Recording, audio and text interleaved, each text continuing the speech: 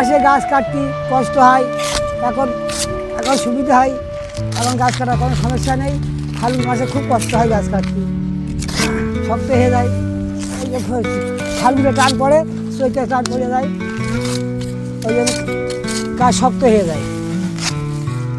এখন গাছ কাটার সমস্যা নাই। বাড়ি আমার যশোর জেলা, তাই তো ভাই যশোর জেলা খেজুর রসের জন্য সেরা। যশোরের যশ খেজুরের রস ঐতিহ্য রেখেছে ধরে। কার্তিক মাসে খেজুর গাছ তোলা ছাঁচা করে, শীতকালে গ্রাম অঞ্চলে ওঠে সবাই ভরে, গাছি ভাই মাঠে যাই কুয়াশার ঘোরে। খেজুর গাছের রস পেরে নিয়ে ফেরে বাড়ি, রস জ্বালাই বাসার চুলায়।